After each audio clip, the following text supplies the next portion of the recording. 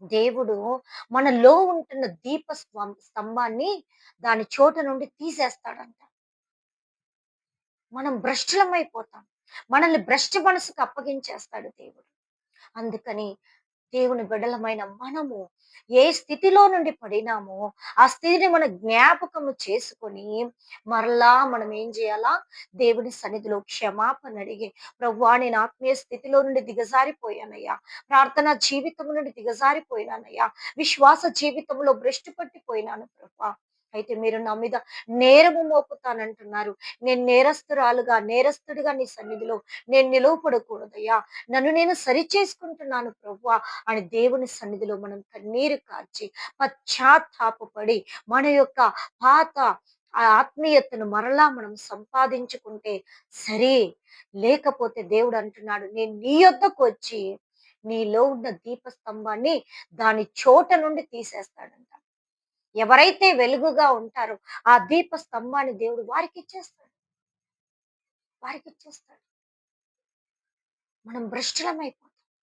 ఆత్మీయ స్థితిలో దిగజారిపోయి, భ్రష్టులమైపోయి, అపవాదికి బానిసలుగా మారి, దేవుని యందు భయము, భక్తి లేకుండా, పేరుకు మాత్రమే క్రైస్తవులుగా, పేరుకు మాత్రమే యేసయ్య బిడ్డలుగా ఉంటే అది మనకు వ్యర్థమే. దేవుడు అంటున్నాడు, నీ మొదటి స్థితిని నువ్వు జ్ఞాపకం చేసుకో. ఏ స్థితిలో నుండి నువ్వు పడిపోయినావో బిడ్డ, ఆ స్థితిని ఇప్పటికైనా నువ్వేం చెయ్యి? జ్ఞాపకం చేసుకో.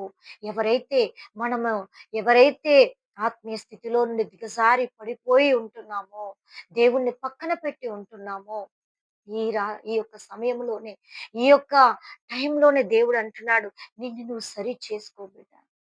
లేకపోతే నేనొచ్చి నీ దీపస్తంభాన్నే తీసేస్తాను. ఆత్మను దేవుడు తీసేస్తాడంట. మనలో ఉంటున్న పరిశుద్ధాత్మ శక్తిని అన్నిటిని దేవుడు మనలో నుండి ఆయన తీసివేసి మనల్ని భ్రష్ట మనసుకు అప్పగించేస్తాడు. అందుకే దేవుని యొక్క వాక్యం చెప్తుంది, నిన్ను నువ్వు సరి చేసుకో. నువ్వు ఏ స్థితిలో నుండి పడినావో నువ్వు ఆ స్థితిని జ్ఞాపకం చేసుకో. మొదట నీకుండిన ప్రేమను నీవు వదిలిపెట్టావు. యేసయ్య అంటే ప్రేమించాం. యేసయ్య కొరకు నేను ఏదైనా చేస్తాను. యేసయ్య కొరకు నేను మరణించడానికి కూడా సిద్ధమే అని నిన్ను నీవు సిద్ధము చేసుకున్న నీవు ఈరోజు యేసయ్యకు దూరంగా ఉంటున్నావా?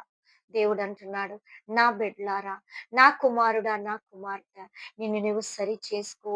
ఏ స్థితిలో నుండి నువ్వు పడిపోయావో ఆ స్థితిని నువ్వు జ్ఞాపకం చేసుకొని నిన్ను నీవు సరి చేసుకో. ఏ స్థితిలో నుండి పడిపోయినావో ఆ స్థితిని నువ్వు గ్రహించు ఫస్ట్.